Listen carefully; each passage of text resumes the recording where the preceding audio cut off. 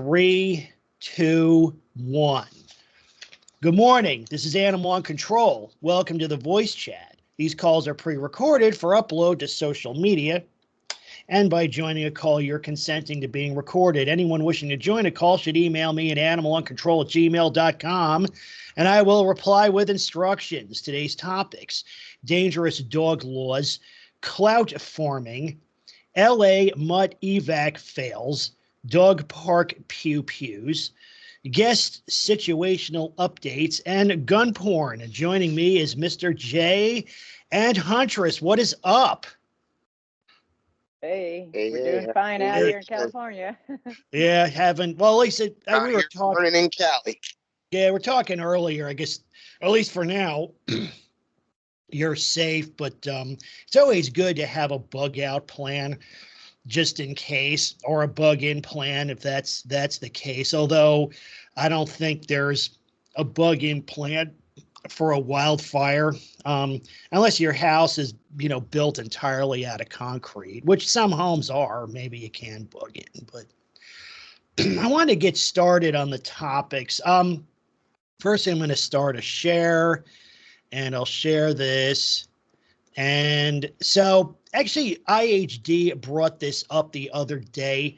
Actually, it's a petition to the North Carolina legislature, but I think everybody should send something like this to their state legislature, or perhaps whatever the equivalent is, wherever they're at. Actually, as an aside, I found out something interesting the other day, as I have a majority, I don't know, the foreign audience. Only 47% of my listeners are within the United States. So 53% are outside. But I think something like this could happen anywhere. So what happened was, I'm looking at this. I'm going to post this change.org petition into the description section of this video. But here's what happened. On November 22, my family's life would change forever. My 7-year-old grandson, I think the grandparents have custody, was viciously attacked by our neighbor's dog right in our own front yard. This attack was brutal, unprovoked, brutal, and has left lasting scars, both physical and emotional. And I want to stop there just for a moment, because often people are always looking at the death statistics, and you know what? Death is not the only bad outcome. These things, these situations set people up for a lifetime of anguish, and that needs to stop.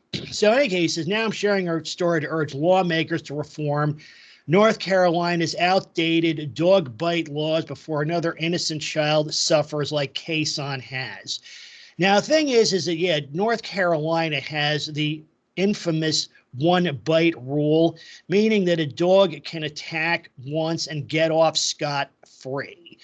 Now, what's interesting is that it seems though that's the law, that's the black letter law. It seems like in a lot of places, even places that don't have it, the policy is to let Rover off the hook an unlimited number of times.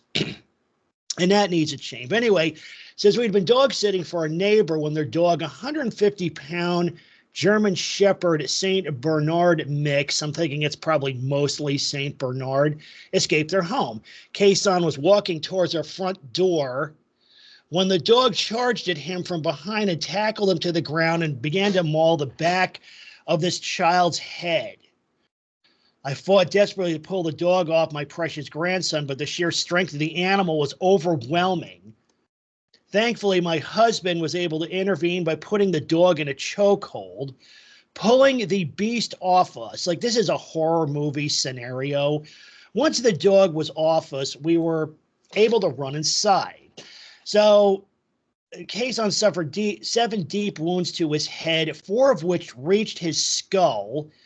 He was rushed to the hospital for emergency surgery. Today, while his body is healing, his spirit has been shattered.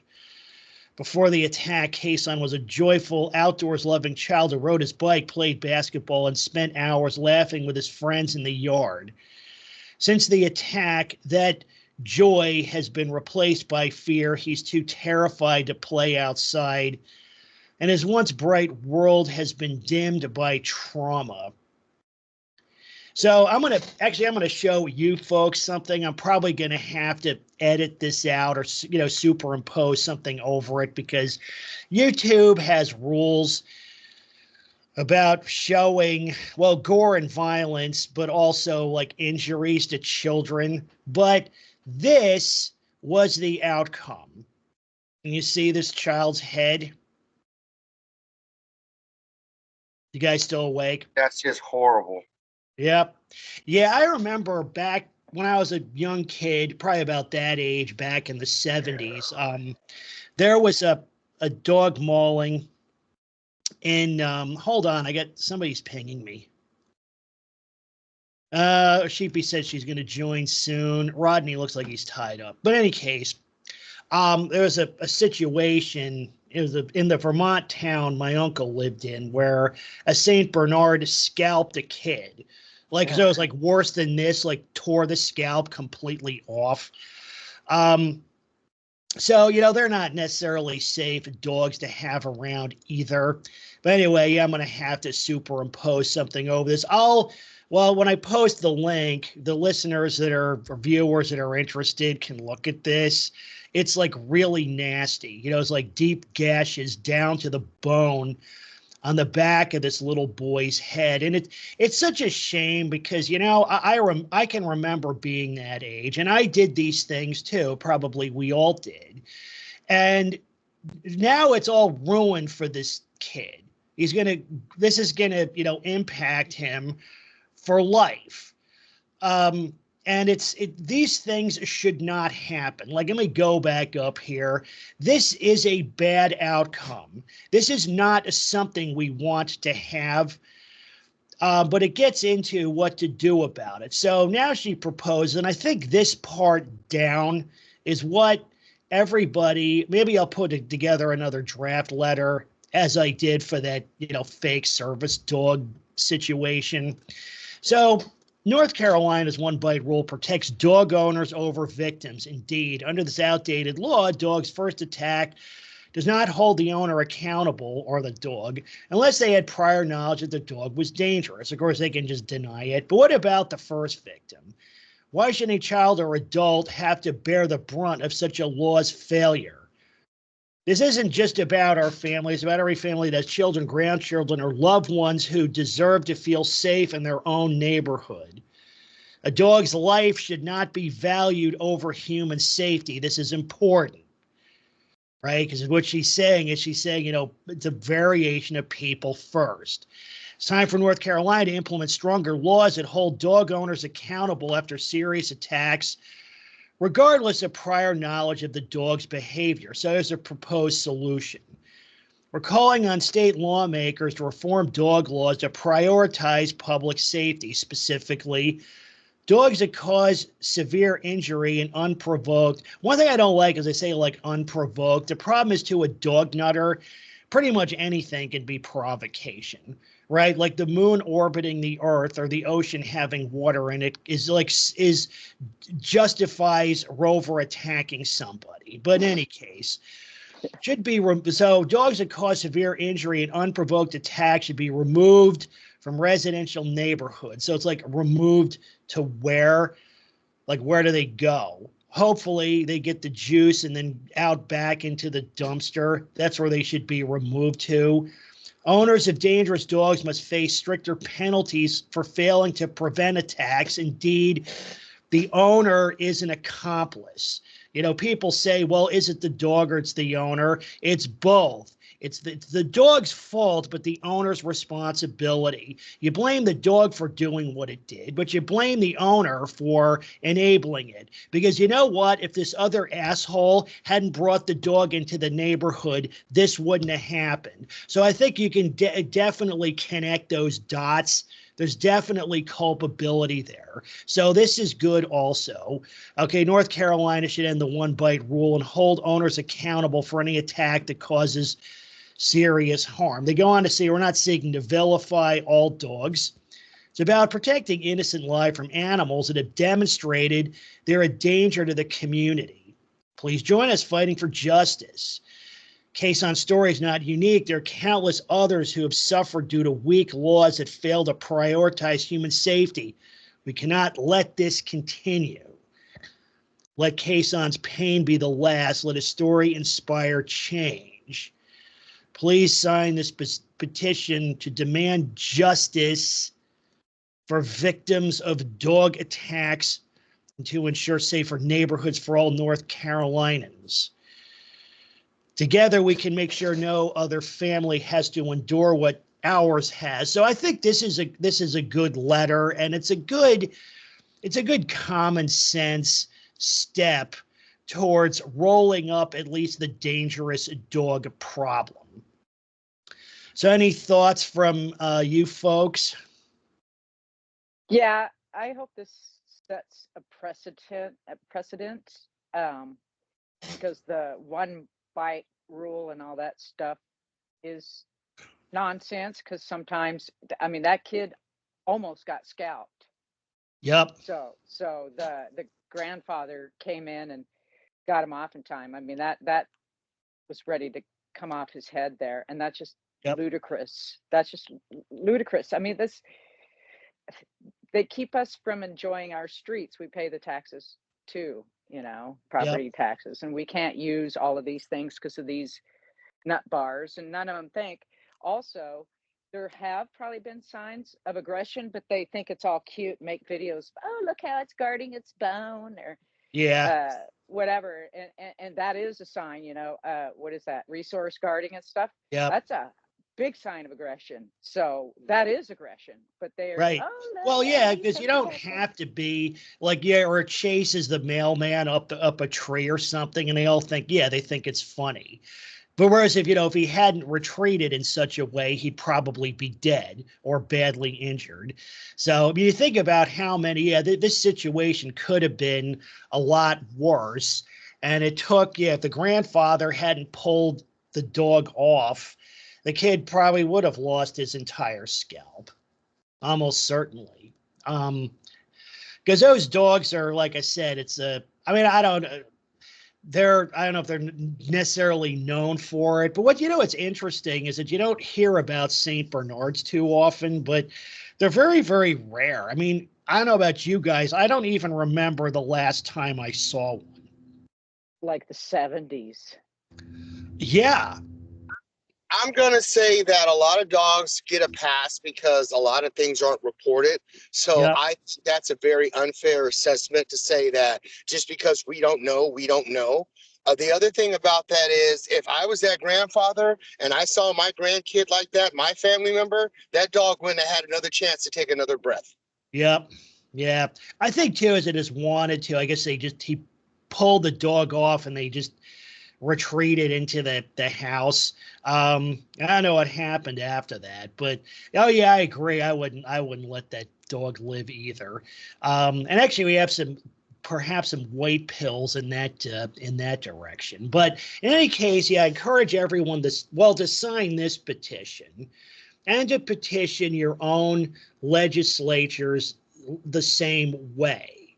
I think it's time to, typically most of the anti-dangerous dog movement, if you could call it that, is pretty much limited to banning pit bulls and perhaps other bully breeds. And just so everybody's clear, I think it's ridiculous that people are allowed to own those things, to bring them into communities. But that said, and that's probably more like a late in the game kind of thing, because I think that, and I've been in the space a long time, and I think that you would just say, okay, well, this wasn't a pit bull, but even say, okay, if restricting pit bulls is a top priority, it's not something we just do. It's going to be part of a process, and I think this is a prerequisite to a breed restriction, because what's being established here, what's really being expressed here, it's that, you know, we need to prioritize public safety over dog interests, right? That's what's being expressed here. And that this kind of outcome is wrong. It shouldn't happen. It's something we don't want, right? It's unethical to allow these things to happen. So we establish that, and then we can say, and hopefully this would actually make a difference. Hopefully, like if something like this is passed and and it's actually enforced, like there's some teeth to it, perhaps that'll start to roll up the Mutt matrix. And then once we've got traction on that, then the next stage is, right, okay, now we can move forward with restricting these bully breeds or perhaps some of the other murder mutts, because now we can say, no, dogs attacking people, regardless of breed, is wrong. It's something we don't want. We want less of it. It's criminal. Now you can say, oh, now banning pit bulls makes sense. Because I think the reason almost all of these BSL provisions fail is because the ass is in front of the head. Because like we're in an environment where this kind of thing has been normalized. Like dog nutters say, oh, this is perfectly okay. The little shit deserved it. He didn't show Rover the proper respect, and that's why it happened. I say, no, wrong-o. This is wrong. Any dog that does this needs to be summarily put down. We need to end all this endless adjudication. One thing I would emphasize here is that dogs are not people.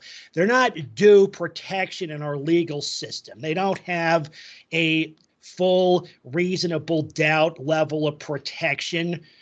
Okay, they should just be, boom, delete them. The owner has those protections. You adjudicate against them. I think, and that would go quite a ways towards rolling this up. So I think this is something like this is a good first step in, you know, rolling up the dangerous dog problem. I think I'm going to put together a draft of my own and share it on the blog and the community page of this channel. So any more thoughts on this? Can I walk that back? Let me walk that back real quick. So let's look at how this is working. And hopefully you guys see this pattern the way I have. Back in the day, I remember being a child. I'm 53. I miscorrected my age. My fault. I said I was 54. I'm aging myself. My mother corrected me on that. But what she also corrected me on is that back in the days, dogs, if they bit one person, whether they took blood or not, they were put down. Oh, yeah. Oh, Yeah. yeah, absolutely. Changed. They changed it because they wanted to protect the dogs because, like you said previously, they wanted to try to find a way to try to make the child the antagonist of the attack. When all the child did was turn around and walk away. So if you're telling me I'm putting my back to you is giving you a green light to attack me, then that means that you can never trust a dog. So what I was trying to say is, how did it get walked back? Why are we going backwards to retrain the laws the way they previously were put in? Yeah. Oh, yeah, that's true. You know, that's, yeah, like pre-2000 or pre-1990. Yeah, pretty much any dog that displayed aggression towards a human or a child in particular got deleted. I mean, that was just the way it was done. And it was a law, but it was just policy because everybody understood that a dog with a taste for human blood can't be allowed to live. But now it's okay. They say, oh, well, Rover's like reactive. And if they rehome him, they just say, well, he'll do better in a home without kids or some bullshit like that. No. Now, you're on the petition page right now. Did I see something like there was only 740 signatures? Is that? I got to be careful what I show on 700 signatures. There's 631. Yeah, let me see. It's like, how is it going to take hold? And then you see the other ones about, sign the petition to punish to the full extent of the law the person that, beat a dog with a bat, and they've got 10,000 in the first day or whatever. Yeah. Correction, Huntress, it got 10,000 in the first minute because they will make sure that every nutter around them signs it multiple times under multiple accounts. So they're going to make sure that that dog is protected. But this child with those gruesome injuries should have made every parent sign it. But the problem is you have more dogs in this country than children. So that's where we're going to lose. Yeah. Well, I think they should show that on the news too. They should show that picture. They should not hold back on, you know, the injuries that are caused, because how are you going to, you know, put the pit bull in a tutu, or the Saint Bernard in this case in a tutu, and compare it to that? Yeah, no contest. Yeah. Well, I think the thing is it's my fault. When two dogs are sent floating in the river, then it's news for weeks. Yeah, it's the top of it. Well, the thing is that, I mean, agreed, that, you know, dog people, but they're very organized. And, you know, that's something I've, you know, picked up on in my, you know, time in this space, is that dog people are very, very organized. They're organized and they mobilize very, very quickly. And people on our side need to do the same. I remember it was actually probably 11 years ago, and I was blogging about, it was a case in Arizona, and I'll edit for, you know, trim for brevity, but an American bulldog mauled a 4-year-old. And this whole, of course, the dog was going to be put down, but then this whole social media firestorm broke out to save the dog. And I think they got, well, the dog's name was Mickey, so the Save Mickey Facebook page got 75,000 likes, but the page for the victim only got 1,000. But it was interesting, and I've seen that also. It seems that, they mobilize very quickly. They're very, very active on social media, the dog nutter agitators, I mean. And they're able to spread this thing like, you know, bad pun, like wildfire. But it's time for us to do the same. Sorry, go ahead. Oh, sorry. They're as annoying and in your face as their stupid paramours, you know. I mean, oh yeah, and they're a pack, and their teeth are growling. On the Discord, I said there were the frothers, but I also think, you know, looking at all the women, the pit hags and stuff, they're kind of like the drooling snibblers. They're just like, oh my God, look at it. Oh, it's suffering. Oh, someone help it. Oh, please. Yeah, he was abused. You know? He was abused. Like, who cares? You know what, Bill, real quick, to walk that back just slightly. You know what? You're right about that. It's like, I don't get that. It's all like there's all these pages for the dog, but not the person who is the victim. That one lady got killed in her yard, and they're keeping the dogs alive. How many of these stories do we have? We have umpteen many of these stories, because that never seems to change. They don't care about their neighbor. They don't care about their person next to them, but they definitely know the names of all those stupid dogs, which his name is Mutt. Yeah, and that's what they point out in here, that, you know, meanwhile, the dog that attacked him remains right next door, right? And this is a very common scenario also. There was actually a case last decade where a pit bull breeder was in a neighborhood and killed, there's a little boy about this age. And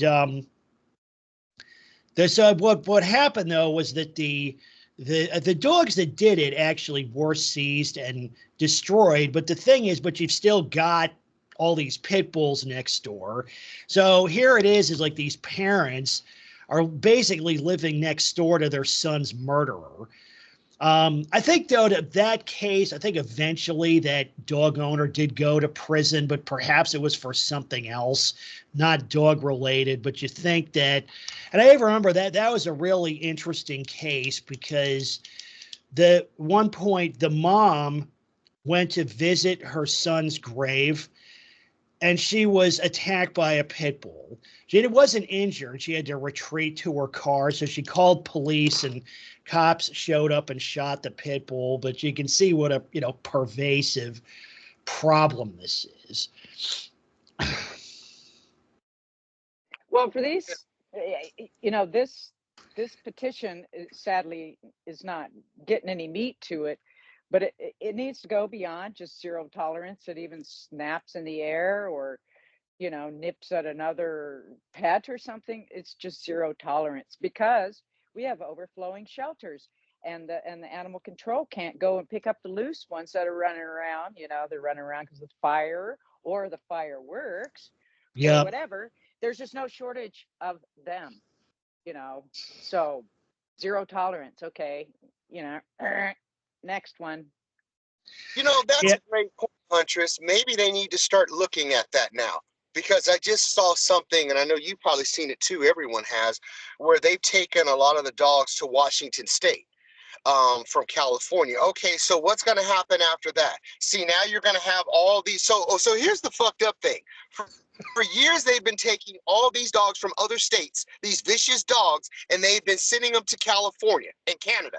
Now, the ones that are in California have no place to live, supposedly. But I'm going to post this on my community section. They have the fire sections, but they have all the shelters highlighted as places that they really need to make sure the fires never touch. Okay, I'm jumping around here. But the other point is, it's like, okay, so what are you going to start doing now? Maybe now you need to start euthanizing them, because you're going to run out of room. What are you going to do? Now, the problem is getting out of hand. You've been moving and moving and moving the problem to now it's come to a head. What are you going to do now? Yep. Yeah. Well, it's all that dangerous dog trafficking, which again now is accelerating, particularly with the disaster scenarios like the wildfires or the hurricanes here, as they start trafficking these things. And often many of them are dangerous. I actually wanted to. I want to get into that a bit because I have some material on here about that. But so anyway, everybody sign the petition. And also watch out. I'll put together sort of a generic draft letter that folks can send into their state legislature, and hopefully it'll gain traction. Interestingly, there was and actually pursuant to what you just said, Mr. J, there's a Florida state legislator that wants to create a dangerous dog database. Now, you think, okay, that's probably kind of weak sauce, but it would be a notable improvement over the current situation, where right now Rover just gets moved out of the county or out of the state. His name is changed to Fido, and he's got a clean sheet, and that just keeps happening. So that would cut down on the dangerous dog recycling. And maybe I'm going to find out who that is and see if I can approach them with this. Because this is desperately needed, even in states like supposedly Florida is a strict liability state, but we've got repeat offenders all over the place. It's crazy. What do we got here? Hold on. Okay, it's still just the three of us. Okay. What was the next thing I wanted to segue into was, actually, Rodney was going to join, but I guess he couldn't make it. But he came up with a term, and when you talk about all these nutters, looking for validation from each other, he came up with a great term. It was called clout farming. Clout farming. I'm like, what a great term. I don't know if he invented that or if he heard it somewhere else. The first time I've heard it. But anyway, what a great term. And that was in result to this. Now, if you back up, it was actually on the December 7th VC, we discussed, we were getting into some NextDog, nuttery. And this one woman was posting that she had a pit mix unspayed with happy tail. So she's saying, okay, I can't afford or my current vet because the dog needs a spay and needs a tail amputation due to the happy tail. And of course, all the other nutters came out like, how dare you, amputate your dog's tail? And it's like, well, because the tail is probably so bloody and broken that it needs to be amputated to save the dog's life. But you fast forward, I just picked this up the other day, the same person, right? So he says, hey, neighbors, wanted to see if there's anyone who may have any puppy pads or any supplies that may be necessary for dog labor because the dog, she didn't get it spayed. Now the dog is pregnant. We have a sweet girl who is due at the end of the month, and we're not financially prepared for this happy accident. Now, at the end of the month, do either of you know off the top of your head, what's the gestation period for a dog? Is it like 3 months? Yeah, I'm No. thinking something like that. How long does it take Satan to wake up from hell? Yeah, let me see. 58 to 68 days. So it's around 2 Couple of months. months. Yeah, 2 months, like 7 to 9 weeks. But it's interesting because the last time she posted was, I guess, beginning, because it's January 11th, so it's maybe 5 weeks ago. So when she was posting that, the dog was already pregnant at the time, if it's due at the end of the month. So anyway, okay, so before people begin bashing me for not having her fixed or being responsible, we took her in about 2 months ago. I've already had a ton of nurturing back to health. We're doing all this run-on stuff. She's been on the wait list for the Humane Society. We had one oopsie moment where I turned my eyes to grab a jacket, and it was too late. Oh, no, the deed was done. I hate that I have to explain myself here, but there have been some have been pretty judgmental in past posts. Yeah, because you suck. Yeah, how's that for a judgment? Like you mow on. How's that for a judgment? Yeah, we don't need any more nasty, greedy mutts in this world. We don't, so here we are. Now listen to this. We're still recovering financially from my dog that I lost last year's medical bills and chemo treatments, because that came up the last time also. They almost went bankrupt paying for all these really expensive medical treatments for the last dog. So the dog almost bankrupts them. So then what do? Well, boom, they immediately go out and get another dog that they can't afford, right? They can't afford because they're on the wait list for the Humane Society. So that's basically subsidized spay neuter. And wait, hold on. Wait. I'm just getting a picture here. They had one dog that went psycho on the chemo, and they had to pay all this money, which we know is very expensive. We should get the numbers on that. I think it's got to be like $100K. And then you're going to go get another dog that gets knocked up. Yeah. Well, that's the other thing. It's like, it's just it's one fail after another. So additionally, we're looking, but all this up, don't judge me. But what the white pill here is, I didn't capture the comments, but most of I would say at least half of the comments were negative. And it's like, basically telling her she's irresponsible, that, you're bringing more, because what do we have? These are boxer, bully, staffing mixes. So really all those are bully breeds. So you got a three-way mix. You've got a bully, bully, bully mix. I know some dog nutters say that, there's like all these differences, but I think the differences between those are probably irrelevant. So thank you for any help. You're able to have a beautiful day. And, I shared this on the Discord. Rodney made the point that this appears to be a case of clout farming. Like, she's not really looking. Do you have anyone have any puppy pads or supplies?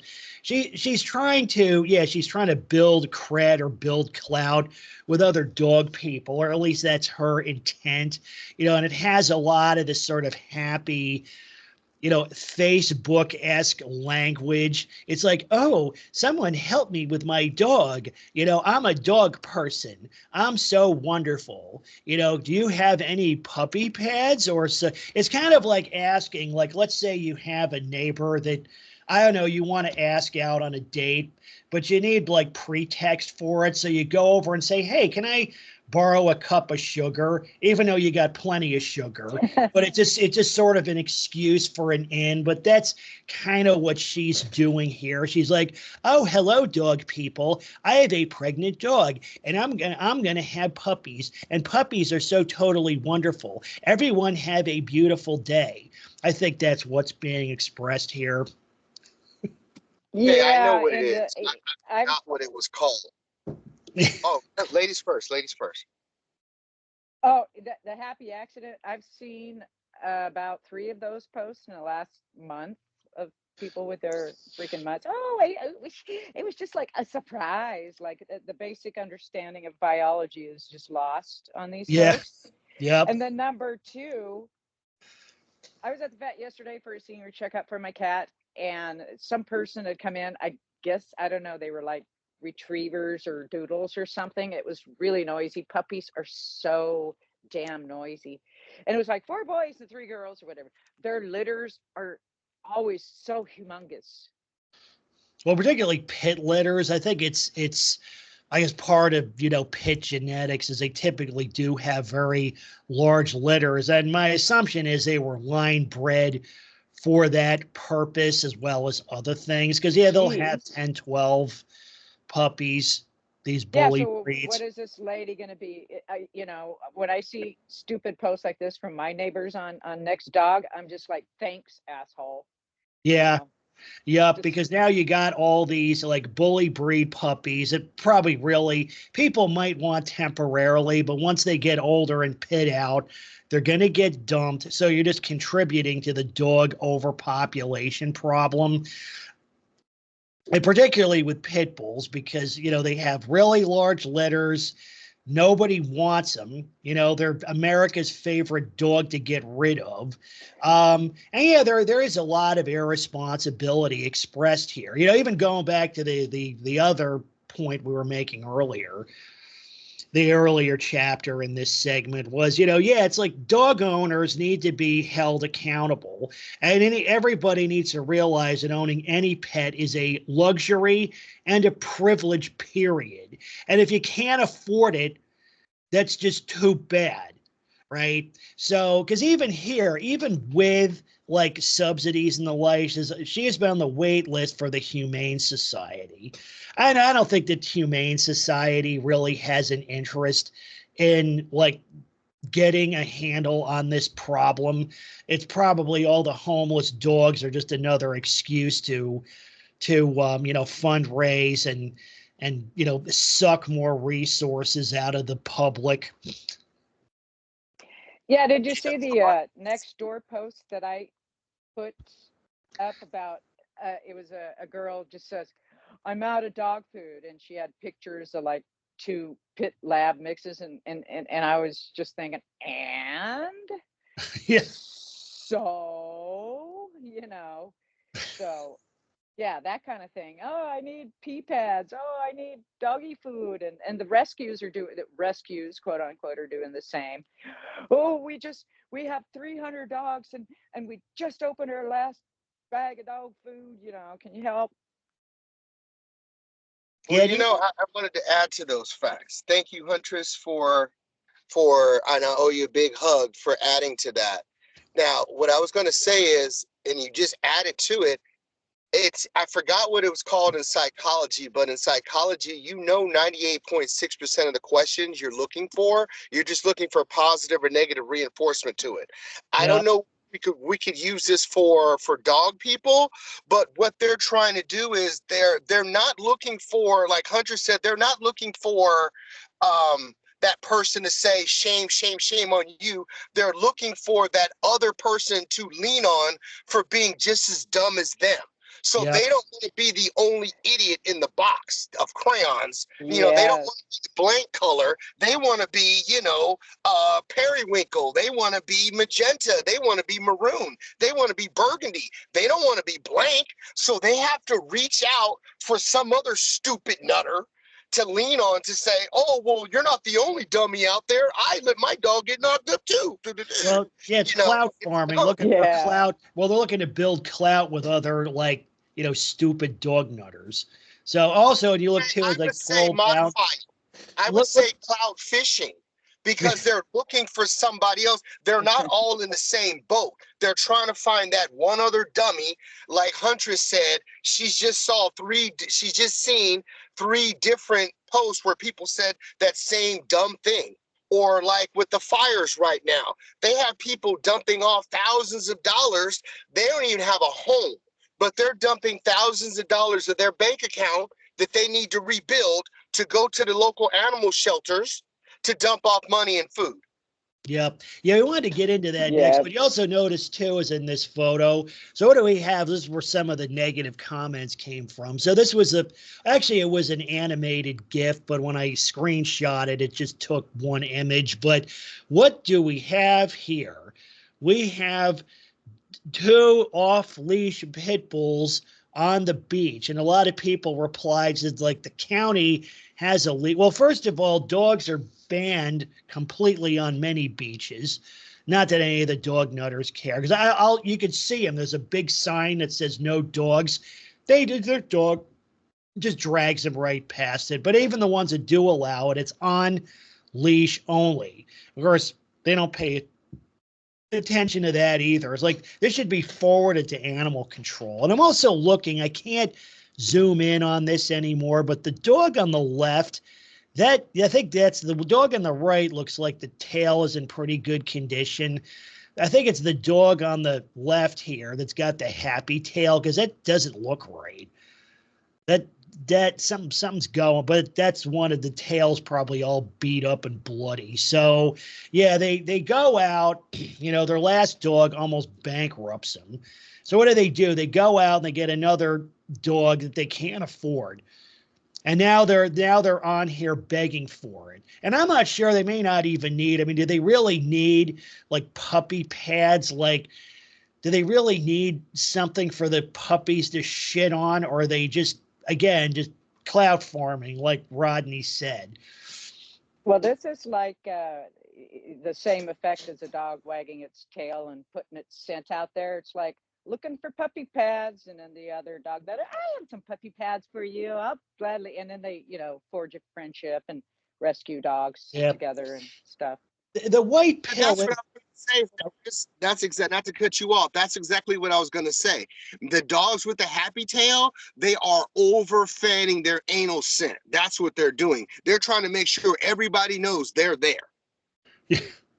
Yeah, there's something going on there, but yeah. So this was interesting, but that goes. But people are always saying, well, it's irresponsible owners. It's like, well, what do we have here? So that was an interesting story. But the white pill was, she got scolded.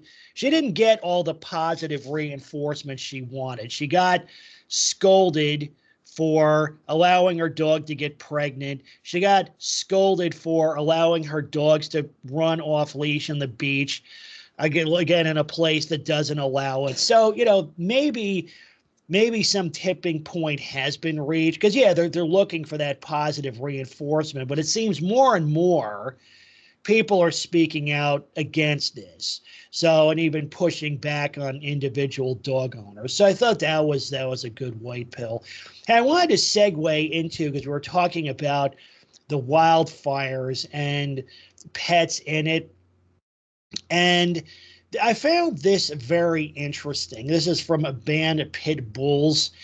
And so it says, I'm in a stage 2 evacuation zone. Do either of you know what that means? Like the stages of evacuation? Probably the yellow zone where they better be in ready, because You better be ready. Okay, so basically you're on the cusp of being bugged out, but not quite. Yeah.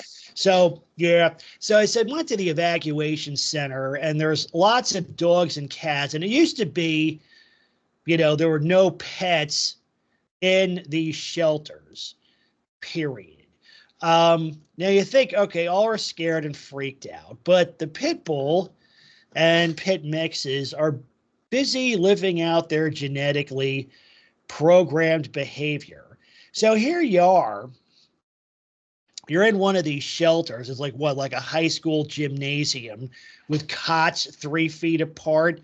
And you have all these animals. I mean, obviously it's banned pit bulls, like if these other people, like these North Carolina people, were to bring their hyper aggressive Saint Bernard there, that would be fine, right? So here you've got this overcrowded shelter. It's crowded, it's noisy, there's very few resources, but they're injecting at least all these large dogs into it. So really, what problems do I see right away? Well, first of all, you've got a dog waste issue because many of these dogs are probably not housebroken or poorly housebroken.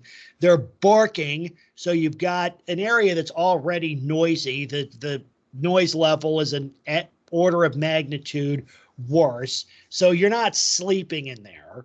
That's not happening. So you've got dog waste, dog noise pollution, and dog aggression, right? Dogs trying to attack other animals, attack people, dogs stealing food, right? Because you can't have, because they're going to try to, hand out sandwiches or whatever. And the dogs are going to go after that. So you've got all these dirty, loud, aggressive, food-obsessed animals injected into a situation like this. And it's just nuts. I mean, the fact that some of the dogs are pit bulls makes it worse. But I think even without the pit bulls, it's intolerable. But I don't know what to say, to people. It's like, we're taking you, but not the dog. You're going to have to leave your dog behind. But the problem is that, in the current cultural climate, in the zeitgeist, that's totally unacceptable, right? So, and there's a lot of, dog sympathy here. But now, some of them are saying it's like, okay, well, we'll play the breed ID game. We'll turn the pit bulls away, but allow the other dogs, or we'll put the pit bulls in a special room.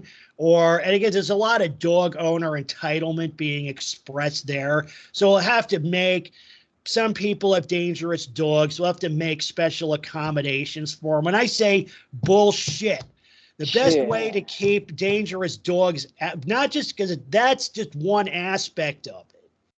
None of them should be there, right? Even the ankle biters, because, even an ankle bite can lead to a serious infection and all that kind of stuff. So I'm wondering what the fallout of this is going to be. Like, imagine we have a fatal dog mauling in one of these shelters. Oh, boy. Yeah. That'll happen. Yeah. Russian roulette. They're going to try to break up a dog fight, and i.e. it always happens. I've got to break it up because I'm so strong. And then all of a sudden, they're getting chewed up.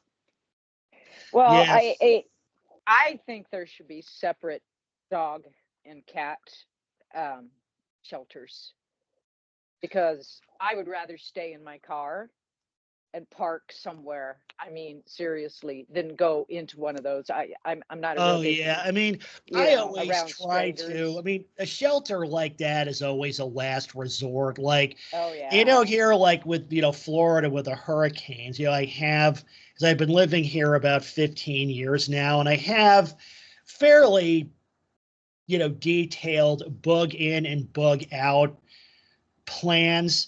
I think anybody that lives in a disaster prone area needs to have those. I mean, the shelter's the last resort. And I think those resources should be provided, but still. But I think the other thing too is if you have your own bug out plans, because like in my case, you don't want to burden the system unless you need to, right? So, you see where I'm going. It's like you don't want to take you want to leave the charity for people who really need it. I guess that's the point. Yeah. Like in my case, like, I mean, I'm not rich, but I have options that maybe many other people don't have. So, and a lot of it is due to, thinking ahead and, having the preps and all that. Because the one reason a lot of people bug out and, from hurricanes isn't so much because their safety's threatened, but because they don't have any preps. They don't have backup power, food, water, energy, and so forth. They don't have those things. So, but that's my thing is like, I provide for myself, because I appreciate that not everybody can, but if you live in an apartment, can have a generator set up like I have, for example. So, but that's the thing is, I say, and now I'm going down, this thing is a lot of rabbit holes. But the thing is, if you have a pet, you need to, come up with bug out or bug in provisions for them, right? What are their needs? Now, part of the problem with these, with these murder mutts is that, because we've gone over this on these chats before, where they say, oh yeah, Fido is reactive, very playful, but would do better in a home with no children, no men, no other pets, no hats, no, green sneakers or whatever that all the triggers are that set the dog off. The problem is you can't guarantee that the dog is not going to be in an environment where some of those things are present, like this. Some of these dogs, again, are probably known dangerous dogs. They were, they attacked, again, either people or other pets, and they were put back into circulation with all these stipulations that now can't be met because you've got this disaster in progress. So now those are going into, now this dog is being brought into, again, one of these crowded shelters with, again, men, children, other pets, and it's just a recipe for disaster. But I think that's why we just need to end the dangerous dog trafficking completely. But you can see where this is going, like these disaster scenarios can cause a lot of this to come to a head. Well, let me add to that, even to the fact, or let's say none of those factors are in order and it develops new triggers. Who's to say that doesn't happen? Well, right, exactly, because those, you're right, because that's what I listed as what's known. He might be set off, you're right, by other things, right? Or if they have, if they're food obsessed, like somebody holding a sandwich, because the dog could attack him for that, so, but that's the thing is that that stuff like this, that never comes into the conversation. Well, I'm injecting it into the overall conversation now because, these disaster bug out situations can bring a lot of this stuff to a head. But I think they're going to say, oh, well, every other dog is fine. It's like, no, because again, you've got dog waste, dog noise pollution, just taking up space. It's a fail. Totally. And maybe that's the thing is, maybe dog people need to come up with their own, bug out provisions. So seriously, at the vet yesterday, it's always Mutt's, and then I'm the one person sitting in the corner with my cat covered up. There was some white, I guess, Westie Terrier or some freaking thing, but it had like bloody, shitty butthole, stained fur, and then of course the crusty mouth and eyes and stuff. And then some lady had her big ass German Shepherd, and she was coming out, and then the two are like, kind of thing. And I'm just sitting there like, I'm getting ready to bug out the door of that vet, just in case. And I was ready to kick that dog because then it was starting to look over in my direction. I'm just like, lady, better be watching your freaking dog. And that's a scenario. It wasn't an evacuation zone, but I do desire let the normal folks or zero pet or people who aren't allergic to cats and cat people have their own shelters, because that is just nonsense. And then another Mutt big lab that was breathing hard, and it starts to go and starts trying to tear open the dog food bag of the stuff that they're selling. And then these people are like, ah, he's hungry. Oh, look. And then the stupid, crusty, bloody, shitty butt dog just peed right there in front of me at the rug. I mean, it was a lot of pee. It's just, that was only about an hour or two. So you can imagine a shelter, Red Cross shelter with that same scenario. Yeah. It's just insanity. It's crazy. And even subjecting people that don't have pets at all, and they're subjected to this. Well, that's, a lot of like what actually was Canon came up with another great term. It's impositional hobby. Impositional hobby. But in any case, I thought this was interesting. You guys can still hear me, right? Looks like my Skype is malfunctioning. I hope we don't lose this. But in any case, we'll just proceed, I guess. I wanted to move on to, and there's a lot going on with the whole usual thing with like people virtue signaling and saying, oh, they would rescue a dog from the fire over a human child and all that kind of bullshit. I guess, again, clout farming from other dog nutters, which is predictable because that stuff, at least the last 10 years or so, has become very, very predictable.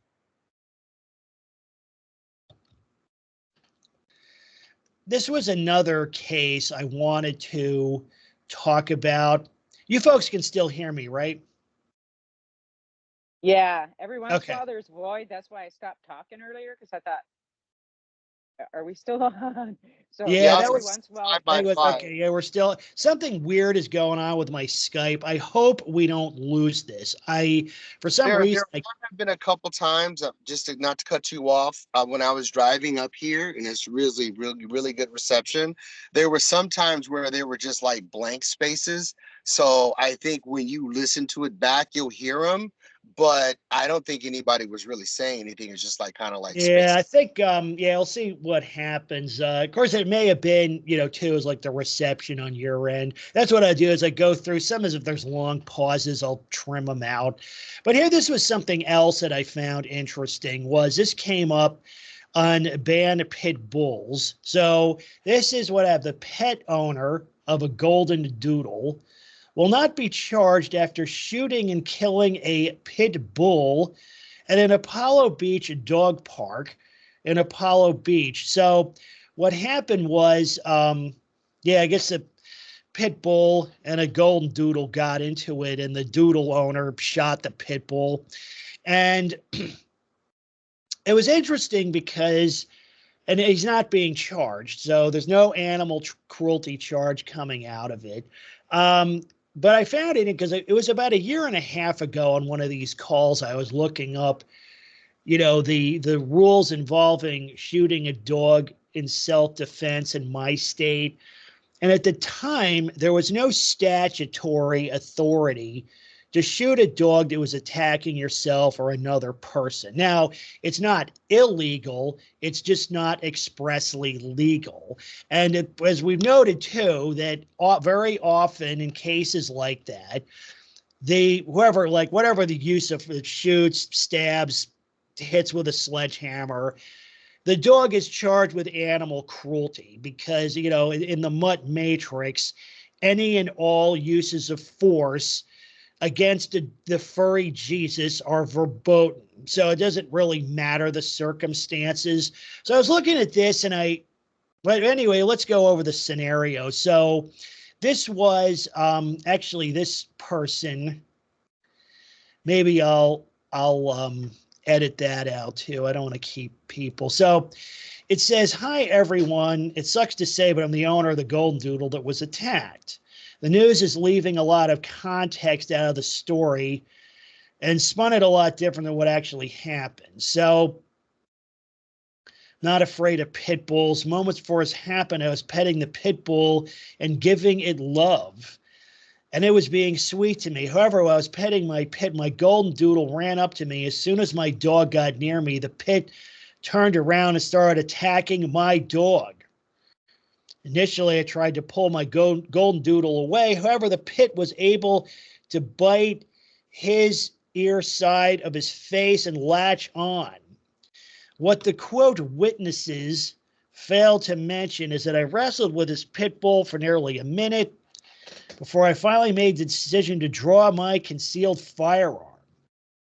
During this minute leading up to the shooting, nearly a dozen bystanders, including the witness seen in video here, stood by and watched all this unfold while I screamed and begged for help. Well, the thing is, you see that quite often, even if a dog is attacking a person, is it really nobody wants to get involved? Because again, people, a couple of things. One, they've been brainwashed. Most people have been brainwashed into believing that dogs can do no wrong, right? So why would you break it up? And the other thing is, many people are coming to realize what I said earlier, that uses of force against the four-legged Jehovah are verboten. You will be prosecuted to the end of the earth if you do anything. So, could there be a third? Sorry, could there be a third reason for that? It kind of like people say, you know, I go to the hockey game, you know, waiting for the fight to break out, you know, where they're whacking each other with the sticks. In some way, do you think that people are kind of stuck in the Coliseum days and they just want to stand there and watch that? Well, yeah, I mean, you know, they say, yeah, you got like front row seats to a dog fight. And dog fighting, even today, even though it's illegal as hell, it's actually quite a popular sport. It goes on in a lot of places. So, yeah, that's a good thought also, as like many people, you know, wanted to, dog fight, cool. So, but yet raise the issue. It's like, okay, dude, you used your gun to gain advantage in a dog fight. You see, that's why I don't really have sympathy for these people, because it's these dog lovers that generally, not just pit nutters, dog nutters, they agitated for the regime that we're currently in. And that is that, you know, the basic premise, the first principle is that dogs can do no wrong. Ergo, that any restraint of any kind ever is totally unnecessary and an act of pure evil, right? They agitated for this. So when something like this happens, what they are is, I wrote an essay about this last decade on my blog. They're hoist with their own petards. Their scheme has turned against them.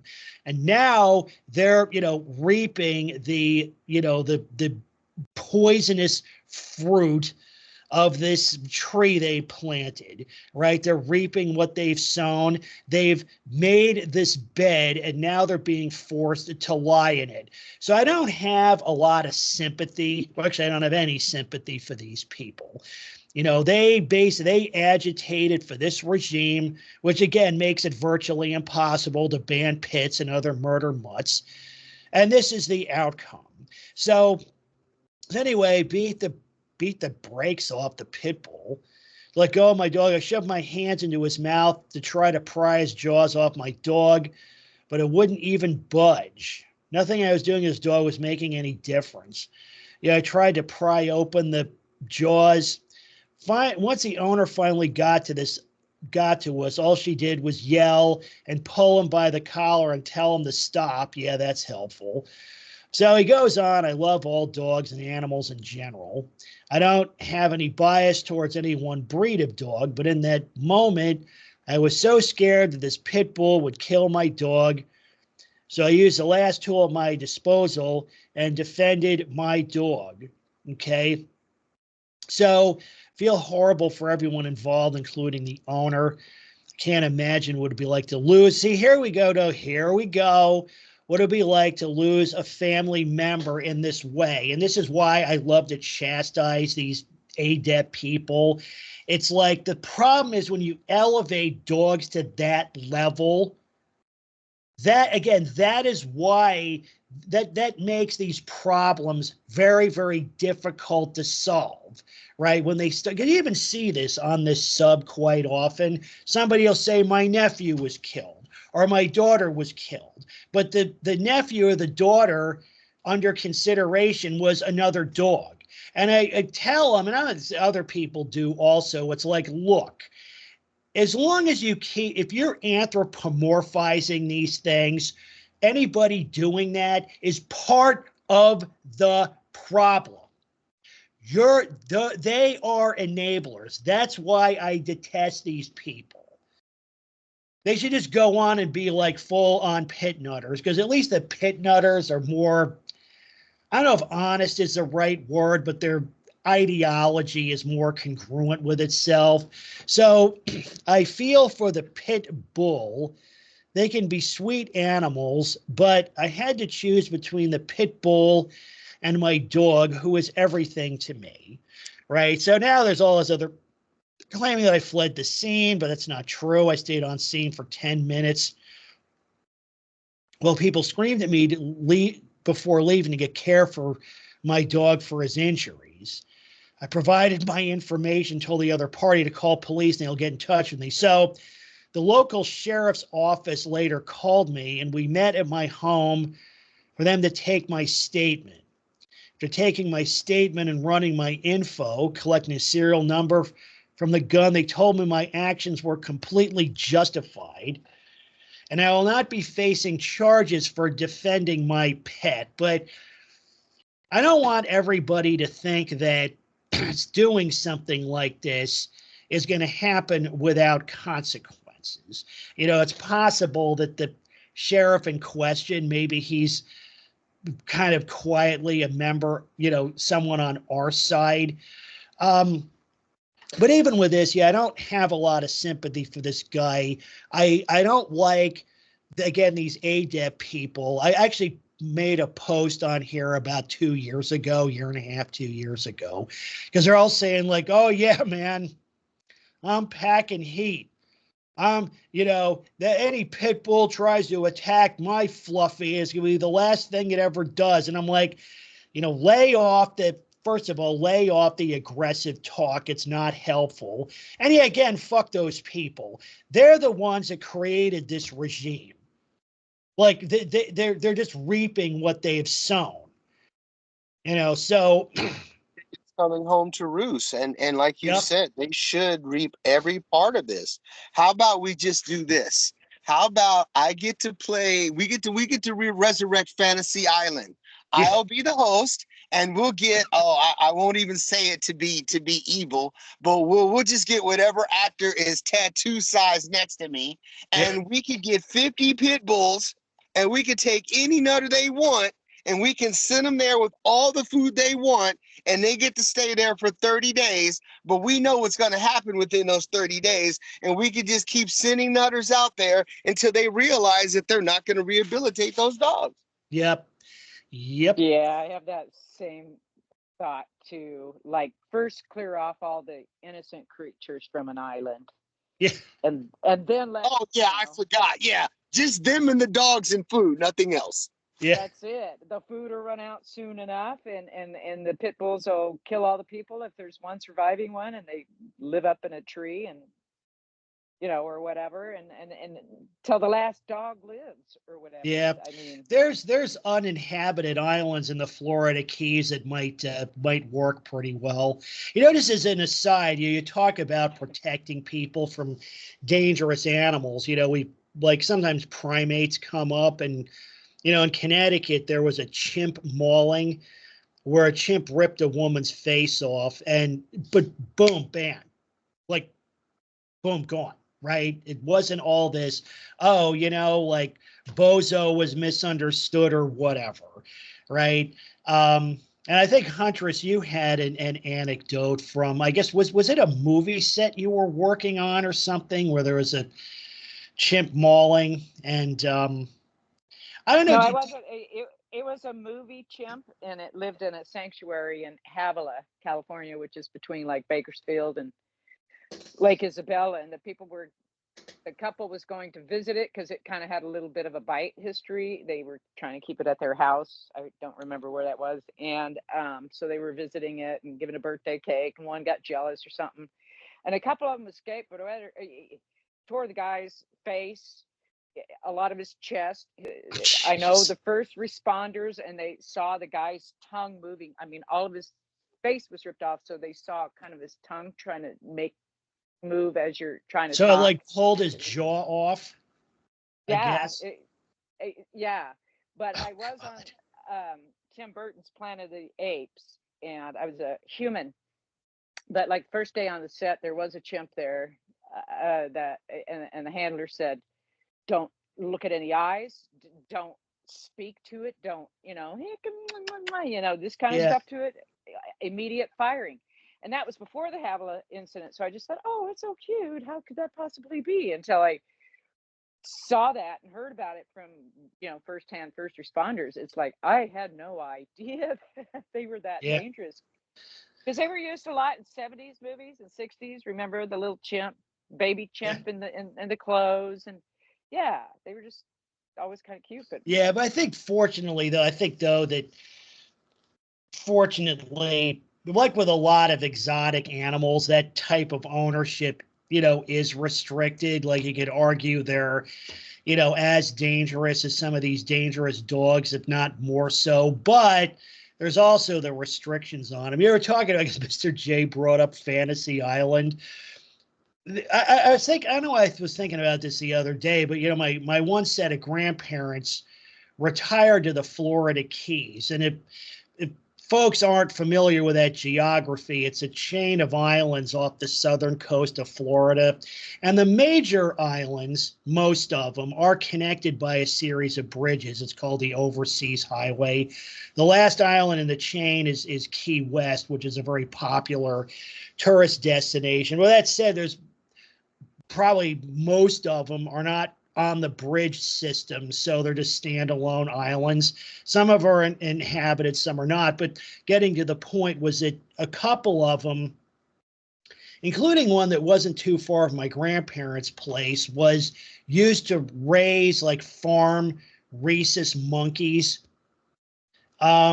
For, I think really it was under contract to the federal government for various scientific projects and research and the like.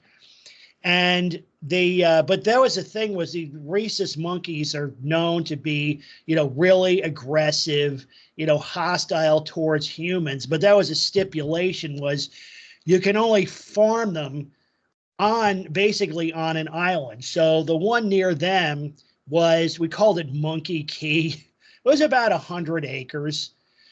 And probably the nearest inhabited landmass was about 2 miles away. And apparently they can't swim and hate water.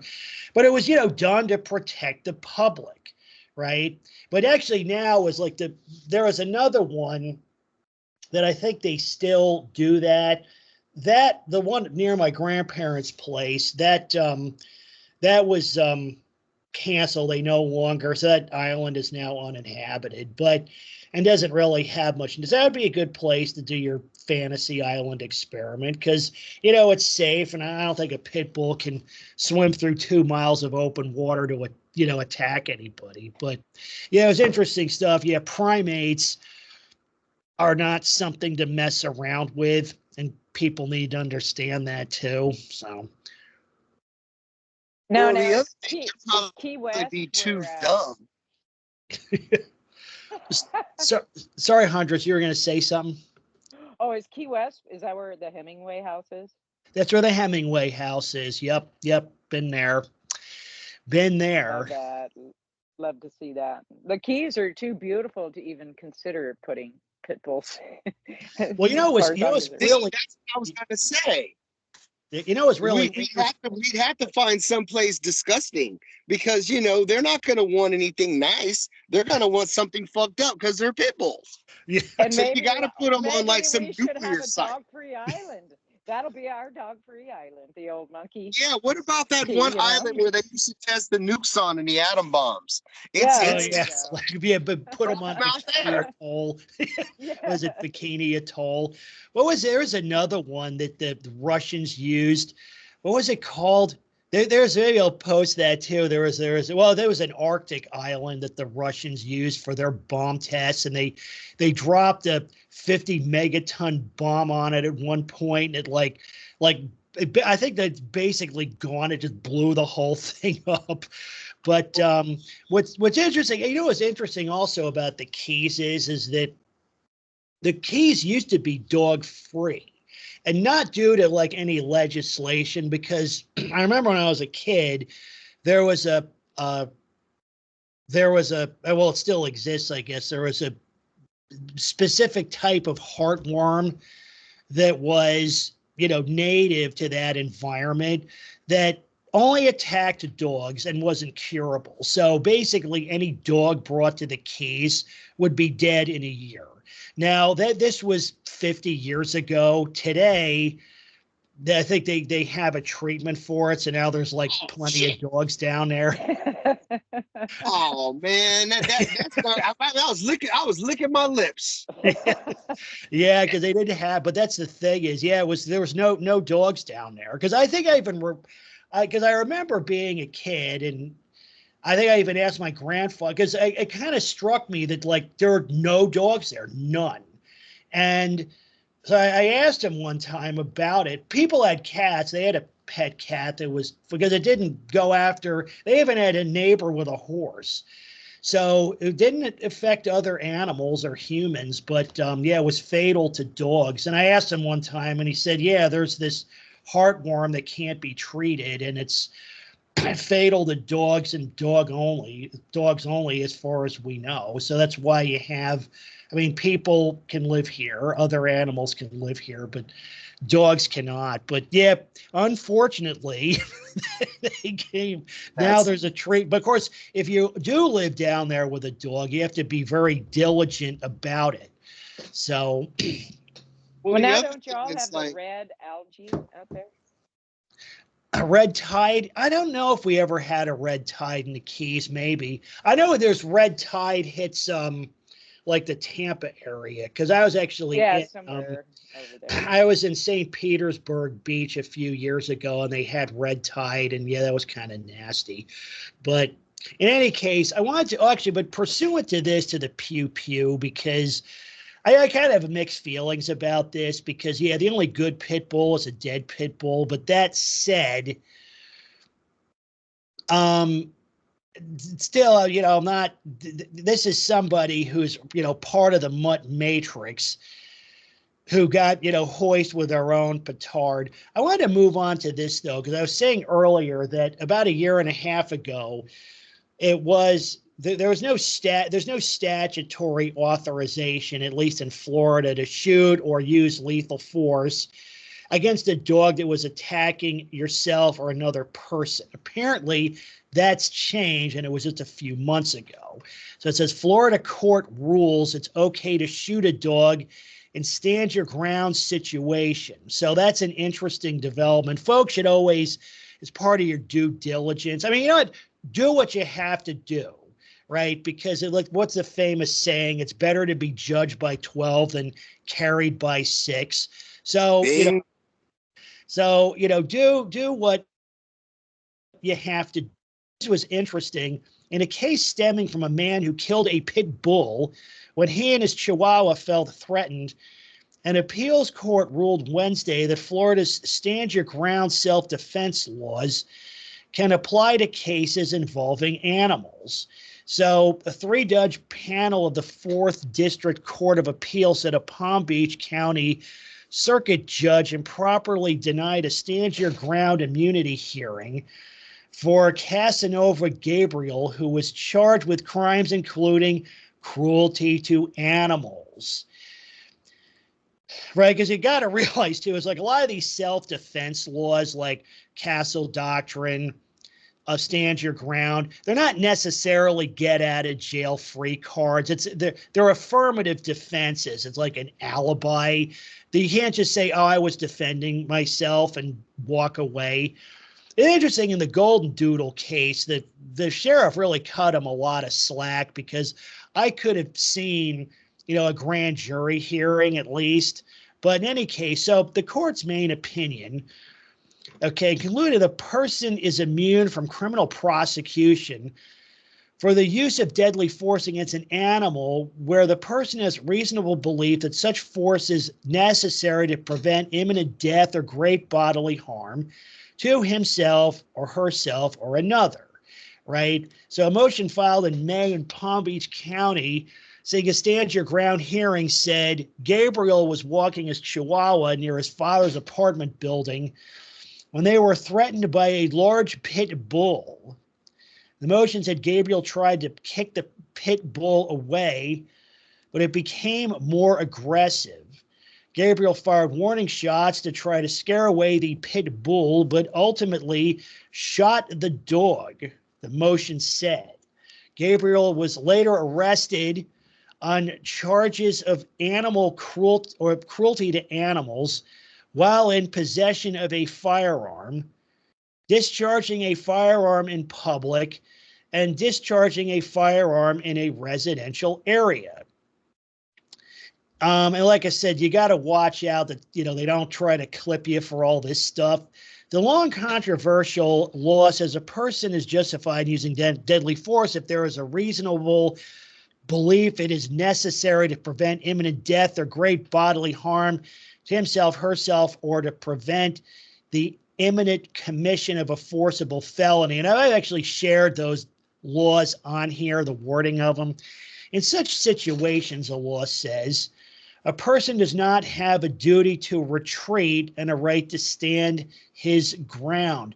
Defendants who contend they acted in self-defense can seek immunity from prosecution in pretrial hearings, because in Gabriel's case, a Palm Beach County State Attorney's Office said he was not entitled to a hearing because the law does not apply to defense against animals, right?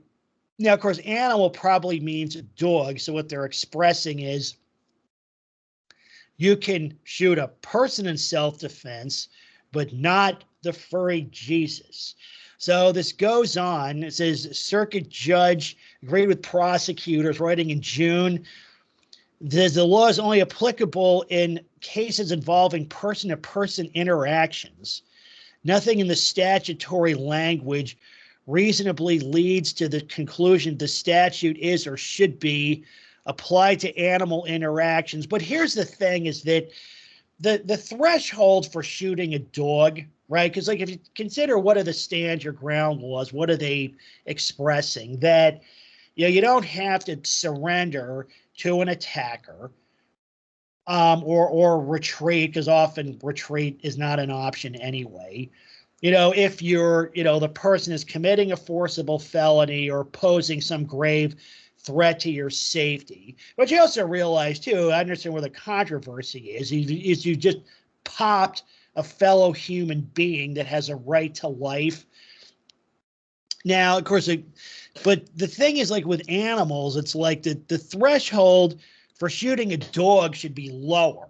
In other words, you shouldn't even need stand your ground protections to get off the hook for this. You shouldn't, but apparently you do, because, like I said, I make the point often, there's a ridiculous amount of value is placed on the lives of these things, dogs in this case, right? That there's no justification for using force against the furry gods. So what else? So however said Wednesday, so they said that this other judge misinterpreted the statutory language and sent the case back to the lower court. So listen to this. We recognize our opinion may make criminal prosecutions for animal cruelty more challenging for the state when a defendant claims self-defense. Well, it should be, because they overcharge these people, right? It's like shooting an animal that's attacking somebody is not animal cruelty. That's stupid. But they do it because, dog nutters. I made this point a few episodes ago that in a lot of places they weaponize the legal system against people that do this. So again, simply killing something isn't an act of cruelty, but they say, okay, we got to nail this guy for injuring the furry Jesus. What do we got? Well, we can't charge him with murder, but we can charge him with this. So all these uses of force get, qualified or categorized as animal cruelty, which is stupid.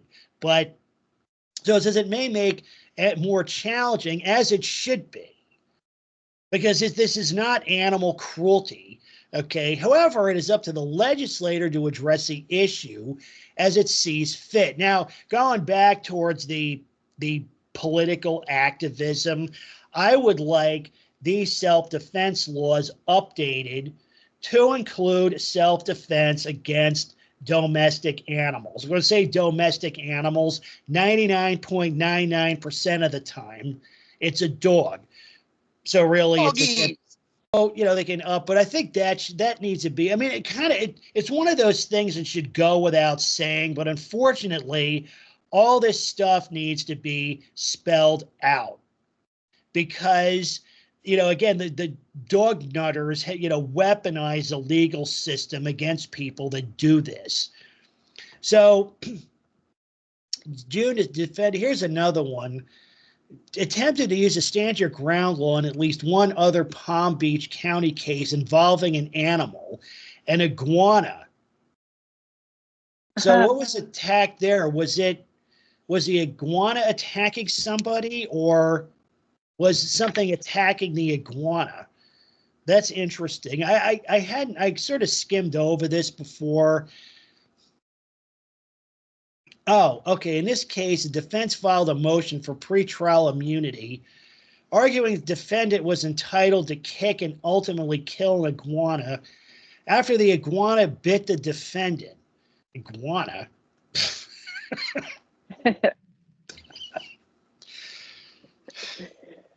All I can think of that is sounds a little self-inflicted. And so he gets to kill an iguana who, obviously, if you had to be close enough to get bit, you had to be close enough to be fucking with it. Yeah, well, that's the thing is like, because actually, I talk about the Keys. There's like iguanas everywhere. I guess it's like a feral, but the thing is, they're kind of like stray cats. They really don't bother anybody, right? They're not running around attacking people, or at least I've never encountered that. The only animal that expresses primary aggression with any regularity is a dog. Pretty much everything else, if you leave it alone, it'll leave you alone. So thing is that works with pretty much everything except dogs. So I'm gonna call bullshit because iguanas have a tail before they use their teeth, and they use their tail like a whip. So they will smack at you to get you. And like you said, they're going to run away from you more than likely. So he had to really be fucking with that thing to get bit. Yeah, I'm sorry. All I can think of when I hear iguanas, especially and attacking ones, is the Wall of Voodoo song. I wish I was in Tijuana eating barbecued iguana. Eating barbecued iguana. Mexican radio. Yeah. I love that song. Me too. That's the cut on a Mexican radio. That's a great song. I like that song. Yeah, I love that song. Me too, man. I saw Wall of Voodoo, but it was after that singer was already gone. So, I love that.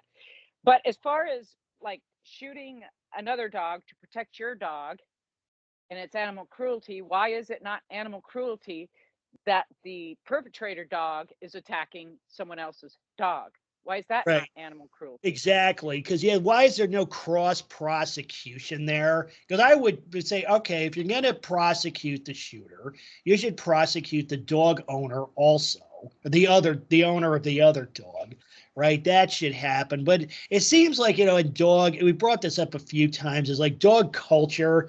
It's a very, very primitive thing. And, you know, it's caveman level mentality. And it seems in their mentality, like there's no real sense of right or wrong. Like there's no ethical rules or anything. So it seems that in a case like that is that the benefit of the doubt is given to the primary aggressor. Right now, usually like civilized people, like in self-defense cases, self-defense is secondary aggression. So you give the benefit of the doubt to that person, right? But the initiator does not, right? Because really, you hold the, like, you know, if you put on a hockey mask, grab a chainsaw, and break into somebody's home at 2 a.m, really, you own whatever the outcome is, which might include being shot or having them use some other kind of force against you.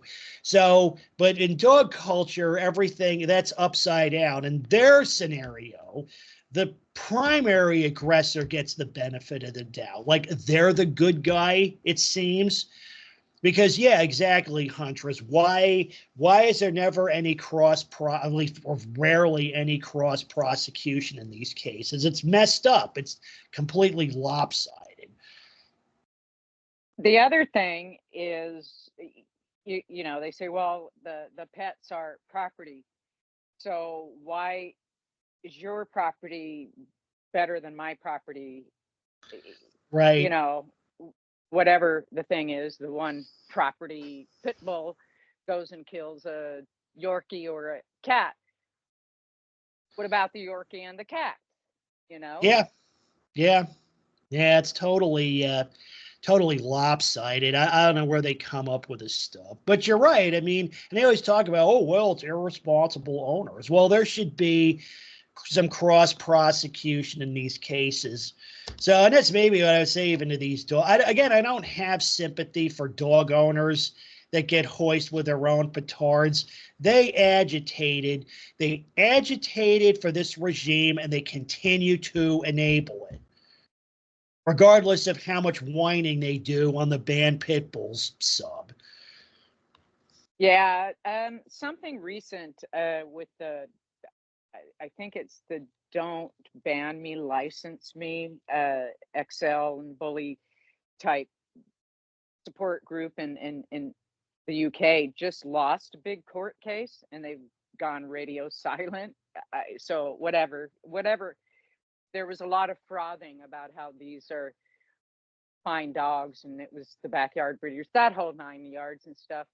But so hopefully others will just be shut up like that too. Like you ain't got a leg to stand on or whatever. The other thing with the stand your ground law, I think in California, and people were discussing, well, if you know that's my animals or whatever, and these 3 loose pits or whatever, and then someone said, well, you can defend yourself with stand your law against, you know, a human or a dog, but you can get in trouble for discharging a firearm in the city limits or something. Well, usually like though, the way those laws work is that like because a lot of places have those, like there's no discharging of firearms within city limits, unless maybe it's a public range perhaps. So there's issues with that, but typically the way those laws work or should work is all that's waived. The only time it isn't is if, or typically isn't, is if the gun is not owned or carried legally. I think a while back, Canon posted a case like this, and I forget what the exact circumstances were, but somebody shot a dog in a presumed self-defense situation and got 6 months in jail. But they got 6 months in jail because they were carrying without a permit, right? Not necessarily for the shooting, because that can happen also. Like if you're in an area that has, requires, permits, or if you're somebody who's not authorized to own a gun at all, like if you're declared insane or have a felony, that can get you into trouble. So even if the shooting itself would be deemed acceptable, still there's other things. But a lot of that stuff, like inappropriate discharge of a firearm, typically that the way they work, at least here, is that's waived. It's like if it's a self-defense shoot, they do the same thing with wildlife. Like, say, if you shoot a bear in self-defense. Now, normally, shooting a bear out of season, because it has to be in season, you have to be a licensed hunter, you need a bear tag. But there's some, if you shoot, like if the bear is mauling you and you shoot them, that's typically allowed to slide. Like, you're not going to get it would be poaching in that case. So they let you slide on the poaching charge. And I think the poaching laws have that written in. So, but it depends on how the laws are written, because, this stuff, like I said, always look up and try to find out what you have the statutory authorization to do. Make sure you know all the laws if you're going to, pursue this kind of activity. And yes, I am telling everybody what to do. Well, all I got is on the subject. Sorry, go ahead. Oh, no, all I was going to say is, if it comes to that, then, I know we're going to get to the gun porn soon, but I would just rather say it, I try to pursue my Second Amendment privilege, but, being in California, it's kind of risky business. So why not get a wrist rocket and a goddamn and some marbles? And I guarantee you hit a dog with that, his ass is going to think twice about taking another one. Yeah. Right. Yeah. And what I was going to say, speaking of stand your ground, because I saw a lot of chatter on Twitter about the looting, and people are talking about, screw that, man. I'm going to be carrying, those people are going to be sorry if I catch them and stuff. But the mentality, I despise bottom feeding. I despise people that come in and try to leech and on someone who's down. To me, that is like a pack of dogs going in and trying to freaking forage for shit. That I just despise those people. It's like they're taking up oxygen on this planet. Get them out of here. But there is a lot of talk. That's why they sent in the National Guard. They took care of them last night. It's just disgusting. And there's different, like, oh, well, it's MS-13, whatever, whoever the hell they are. I don't know. Just, open season. Well, the thing is, you got to be careful, like people posting stuff like that. And even one point I was scolding some of these ADEP banned pit bulls type is that one of the things you got to watch out for. It's interesting, on my old blog, when I first got into this space, I had a frequent commenter, and he and I actually communicated quite a bit in the background. I think he's passed away now. Was a retired cop from Oakland, California. I guess for folks that don't know, it's part of the San Francisco Bay Area, sort of like a satellite city. And he was a lifetime police officer. He was a beat cop, got his degree, and then became a detective. And he got involved with a lot of self-defense cases. And he said, what's important is, like, if you want to stay out of prison, is you want to avoid an aggressive posture, right?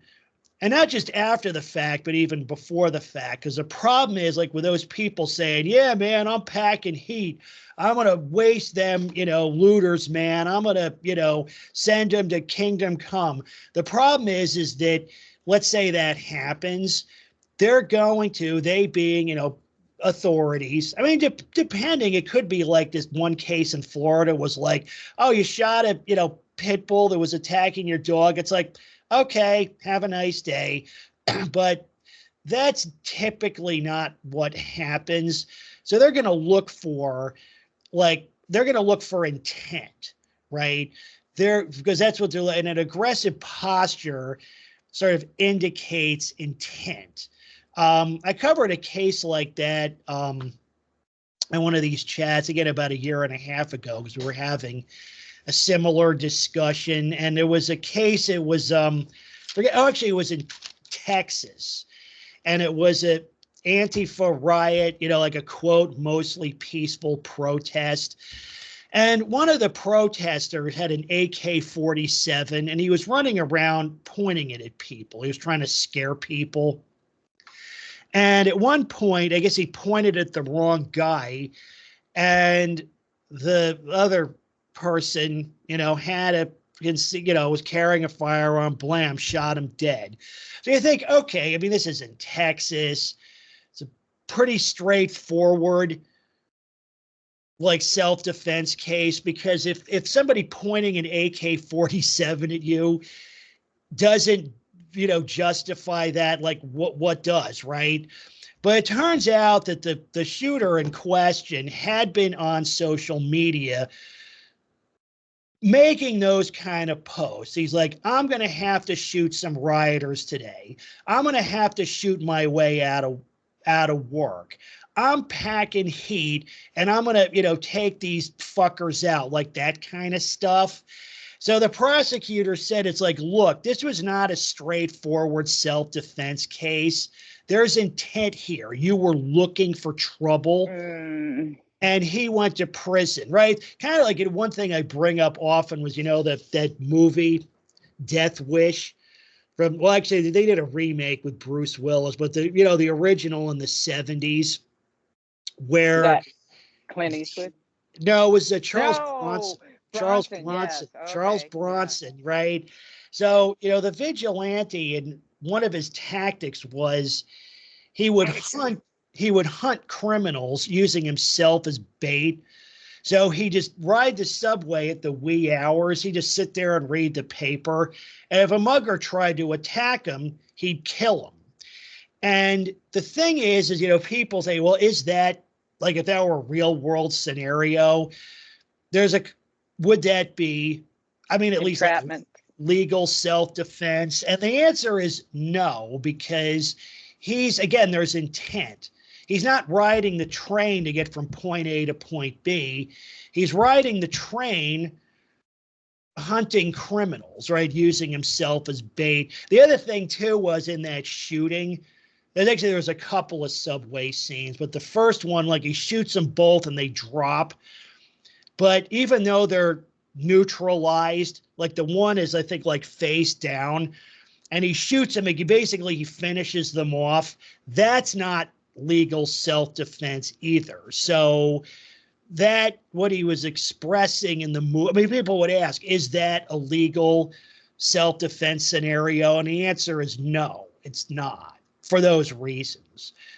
Still a good movie, though. And yeah, some could see it as like entrapment, but actually in that very particular case, it's like, yeah, I'm out hunting silently. I'm not going to instigate, but if they come at me, they're gone. I don't really see anything wrong with that. Yeah, I mean, you could say, is it Rittenhouse? Kyle Rittenhouse, yeah. Well, that's almost kind of the same thing. But with those kind of scenarios, it's like it's not legal self-defense.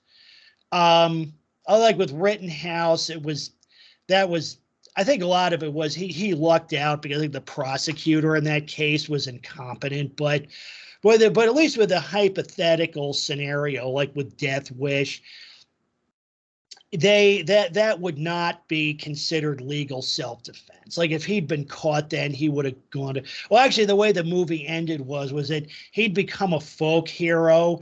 So when they finally did catch him, they just said, you know what, how about you just leave? We'll just, like, close this out quietly. Just leave the city and never come back, right? Because they knew they probably wouldn't get a conviction on him anyway. So that was how they, though there were a lot of big spoilers there. So, but in any case, yeah, you gotta really think about that if you're gonna, pursue that activity. I wanted to move on to the next piece because we're coming up in an hour and 45, but I wanted to share some gun porn. And this is a shotgun I own. It's a Winchester SXP. Say that 10 times real fast. So this is what it'd be known as like a self-defense shotgun. You know, it's a pump action, so you have to cycle the pump every shot.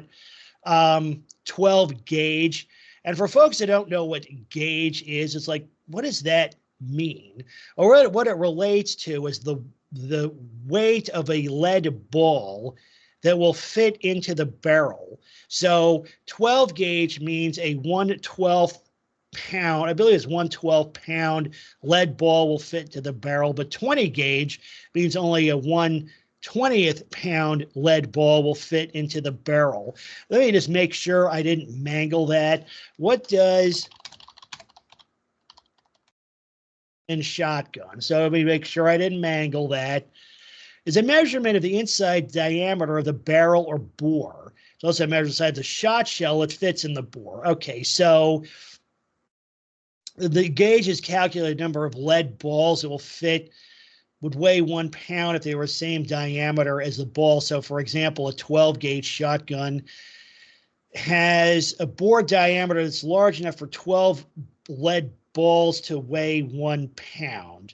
So that's kind of what I was talking about. Maybe I didn't get it exactly right, but so the smaller the gauge, really the bigger the caliber.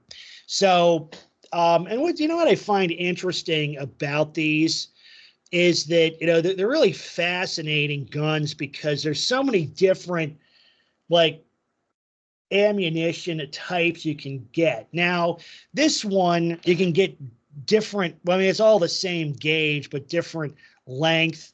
This will take 2 3/4 inch shells, but also take 3-inch shells, although there's less capacity because this tube has capacity for 4 standard shells. Plus you get one in the chamber. So sometimes they'll say, well, it's 4 + 1. Well, the one is you just load 1 round, rack it, right? So now you got a bullet in around in the chamber.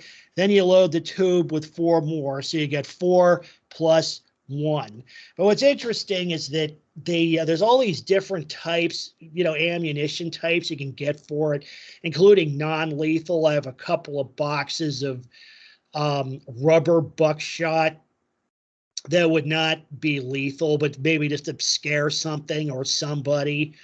You can get slugs, like typically you talk about shots, you have multiple pellets, but you can get rifled slugs. And actually it's pretty accurate with those. So you get this enormous, this big fat 74 caliber slug going down range at 1,200 feet per second. That makes it interesting. I also got some other ammunition that has 2. So it's basically, it's got 2 pellets. It's got 2 65 caliber lead balls. So if you shoot somebody with that, they ain't walking that off. So to show what these they better things, have steel balls. Yeah, I guess. Better have a steel body. I put a, I gotta actually, feel it in the morning. Yeah, I put a video out here. So like the standard shells, like this is a pretty standard 2 3/4 inch shell with 00 buckshot. Now, again, the smaller the number, the bigger the pellets.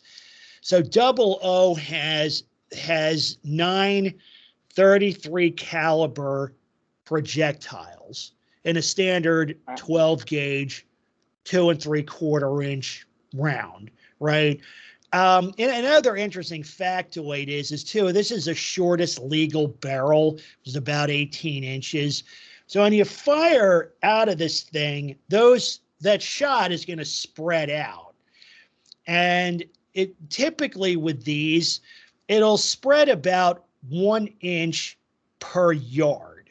So at 5 yards, you would get, you know, more or less roughly a 5-inch spread.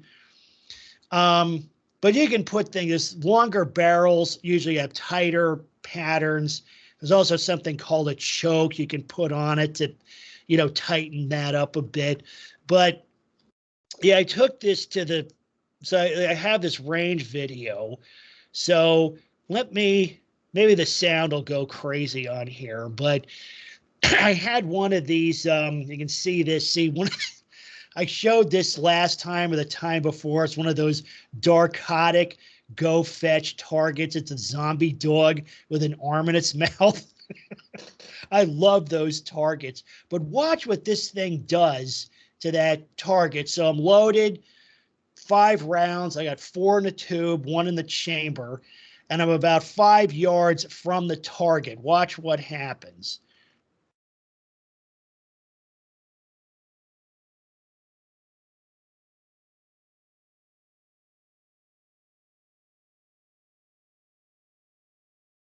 Lamb. So and that's one. Lamb. Yeah, and that's one. Yeah, it's a devastating weapon. One reason it's kind of hard to find a range that'll let you shoot a shotgun. And one of the reasons, you see what happens here, like it basically turned the target into confetti. So you got little pieces of cardboard and paper like floating everywhere. But yeah, it's a devastating weapon. One thing I don't like about it is you see like on the right-hand side, like the sighting system, you don't have a rear notch. You have this front bead. So like a good sight picture is kind of hard to get. Although for something like this, which this is like a close in, self-defense weapon or maybe self-offense weapon, you're not going to be really shooting anything at much of a distance anyway. But probably maybe I'll modify mine. I'll see if a gunsmith put a rear notch or a rear notch and a front blade on it. You can also get in targeting system. You've heard of like a red dot. They make something you can get for these called a red circle. So you look through the eyepiece and what you see is a circle where the shot is going to land, right? So say like at 5 yards, the circle would imprint on the target at about 5 inches in diameter, give or take. That's interesting also. But yeah, these are really really interesting guns. And I think it probably, for home defense or zombie war scenario, I think it'd be good to get, although the ammunition can get kind of expensive. But yeah, watching it just blow shit up like this is a lot of fun. I mean, it.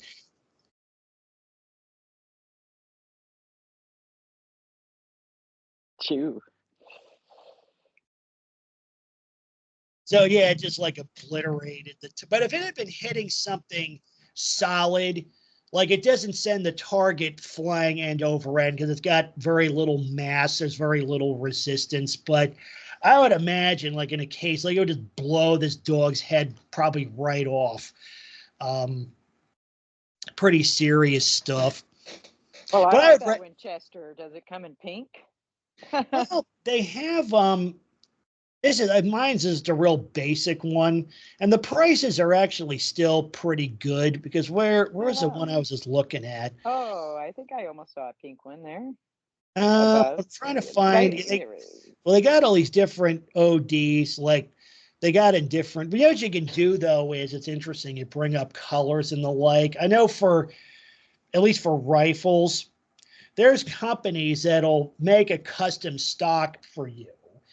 Typically, like let's say you buy like a low-end gun, you buy like a Ruger American or a Savage Axis, and you say maybe you want a wooden stock for it. You just tell these people, you can order it specially. You tell them what you have with all the specifications, and they'll make really any kind of custom stock you want. So I think a lot of this stuff comes off, so you could probably I don't know too, is like this is the receiver here. You could probably have a gunsmith. They got in dark earth. Let's see. Black. Kind of like it's America. 4 feet, anything is available. Yeah. The other thing you do too is like you can expand the capacity. You see what I'm circling on the right here? That's the end of the, well, it's a tubular magazine. You can get extenders for this. That's a little add capacity all the way to the end. Yep, maybe even a little past, maybe even a little past, but yeah. So you can add. The other thing that's interesting too is I was talking about the different shell types. You can get short shot shells also that are like 1 3/4 or 1 7/8. So I don't know what the capacity of this would be with that, but it would be like probably what 7 or 8. So there's a lot of choices. I don't know. Maybe do they have a pink one here? At least I could find. Maybe they do, but even if you can't, yeah, you could probably have it, modified. The thing is that I don't know if a bright color is something you want in something like this, because it might, like, say, if you are in a gunfight, it would sort of make you an easier target if that makes any sense. Let's see, we got pink. No pink. How about red? No red. How about green? Yeah, I got some green. Yeah. You probably special order them, but it seems like the price, I think I paid less than $300 for mine last decade, but it seems like the prices haven't gone up too much, and often they come on sale. And there's a lot of good choices, like Mossberg makes a lot of good shotguns. Remington makes a lot of good shotguns like the 870, but and it's not, a gun you really take to the range all that often anyway. Well, I like that, being able to pull that. Here's my gun illiteracy, but that thing on the bottom where you pull it back to, load the next. The pump, the slide. Yeah. That I like that because I think the shotgun I shot when I was a kid, you had to open it up and put the two. Well, it's a double barrel. Yeah, so you get two shots, a double barrel. But you had to do that every single, you'd shoot it and then you'd have to open it and load it, right? Yeah. Yeah. Well, you know what? My stepdad had a double-barreled shotgun. I think that had 2 triggers. Like there was like 1 trigger for each barrel, if I recall correctly. Yeah, this one I don't remember, but it did bruise my shoulder. Well, yeah, these are really powerful guns. Yeah. It's like you go shoot a bunch of rounds, you're gonna be sore the next day or even immediately thereafter. Yeah. But yeah, you get something like this, like anything that takes a load of buckshot, like center of body mass, is going to go down and not get up. I know some people are going to butt in. It's like, well, this happened and that happened and blah, blah, blah. They say, well, yeah, he took 5 rounds and the dog was still running around. It's like, dude, you missed. You missed. I kind of like this. Finish the job. This looks like this actually does have sights on it. See, it's got a rear notch, it looks like, or a rear. No, it's got a ghost ring sight, blade front sight, hard chrome chamber and bore, pistol grip buttstock. So this has a better sighting system on it. Pistol grip. Sometimes some places have restrictions on long guns with pistol grips on them, so you got to watch out for that. But it's pretty basic, and these things are legal. Most places. This has, it looks like it has some kind of true glow, like for that. So it's definitely a gun worth considering, and I've had good luck with mine, no issues. So, somebody looking at one, I'd say, it's probably worth a look. So, hey, we're at 2 hours. I think I'm going to wrap it up. Do you folks have any closing comments or statements to make? Yeah, I'll just interject real quick. I've been hitting around this at the on the Discord. I really haven't got into it deep. I'll just briefly my brother and his nutter girlfriend and crew have briefly moved into my parents' house, and that dog has been hell. And Oh, I see why I would never have another dog in my life. They don't want to deal with it. It's a pain in the fucking ass. It's dumb. All it wants to do is look around for food. And when I make comments, nobody says anything because everything I said was correct. yeah. Yeah, I think, yeah, you mentioned that. Yeah, it really sucks for your parents. Yeah, I think what kind of did you dog? say it was it your mom or your dad was recovering from a surgery or an illness? My father, he has a tumor. We just realized that somewhere between his pancreas and his gut. So that's Ugh, wonderful. He's got all Oh, those heart problems, and the dog basically sits behind his head and barks all day. ugh. And dog is a fucking nuisance. I don't know really what it is.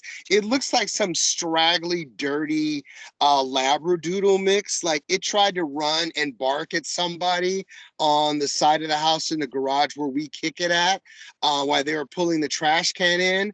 And as soon as I opened the door and said, "Get fucking lost," that dog is scared shitless of me, and the energy depicts it. It runs for me like its life is going to be lost. It knows better. Yeah, yeah. I yeah, but mean, that's too bad. My mom, my one brother with the Jack Russell Terrier who he lives in Hawaii. He would want to bring it out here and help with my mom, but it's like, well, it doesn't trust her like women, and it'll kill cats, and it's like you're entering the matriarchy here, the oldest girl here, me and mom, and we both have cats. No, and with elderly, and the dogs would they have a fall hazard. That's what I yeah, worry about with my mom is like because she's got an ear issue. The balance is already a little bit off. Some dog getting under your feet, you can break your hip. That would basically be it. You know, yeah. for, and Well, they already know if anything happens, it's that dog is going to disappear. I'm gonna take it to the mountains today, y'all. Bye. Yeah, but Mr. J, yeah, the dog's antics, like the barking, for example, I hate to say it, but it's making your dad sicker because he's unable to Yes. get the rest and recuperation he needs. So, it's going to take whatever the health problem is and make it worse. So now instead of, Already is. it's like, but it's If he bad. has to go through chemo, I've heard them say that you have to get rid of a pet if you're going through chemo because your immune is so low. Yep. I went through a Well, non-radiation yeah. chemo, but I had, the cat, and it was fine for me but I think with dogs, I mean, they're just walking hazmats. Uh, No, it just got to go. It's just getting to a point. They were supposed to be gone around my birthday time, and that's already exceeded. Now it's supposed to be the 24th. And my father even made a mention to my mother that, well, if it gets to summer, no, they're not going to make it to summer. That's just not gonna, you're not gonna keep giving them that rope because the electric bill, the water bill, they leave the door open all the time because they have to keep checking on the dog. They're fighting because she doesn't want to get the dog. The kids don't want to be around the dog because all the dog wants to do is look for food and bark. So I Yep. mean, it's like the dog wants to get out of the cage to run around the yard just to look for food all day, and the dog's not happy unless it's looking for food all day. So I mean, it's a never-ending cycle. Well, there aren't plenty of piles of dog crap back there for it to eat. Oh my God, I don't even go back there. I could look at it from my window and see dog shit everywhere. oh Ugh, God, God. And it doesn't, Poor it parents. doesn't go, it goes between the yard and the concrete because it's too stupid. Oh no, because everywhere is a toilet to a dog. Sure.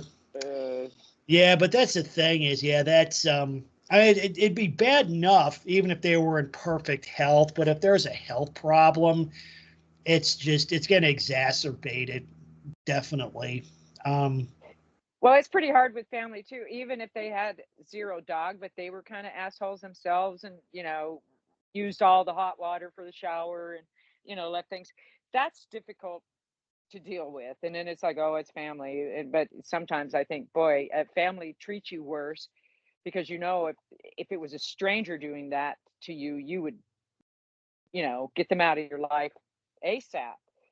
So, Yeah, but the only one is family is my brother. It's, well, supposedly the girl and the dog too. Yeah. Yeah, right.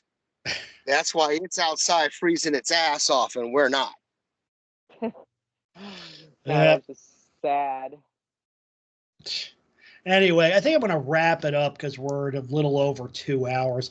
I hope this got recorded properly because some weird things are going on with my Skype. So keep your fingers crossed. It'd be a shame if we lose this. It was a really good conversation. And again, thanks to both of you for, you know, participating. It was a really good conversation. A lot of good topics covered today. So with that said, this is Animal on Control. And as always, people first. Thank you. All Catch right, you later. Thanks. Sure. Thanks. Bye-bye. Hey, Yep, bye. y'all be safe. Bye. Yep, you Yeah, too. you too. Bye.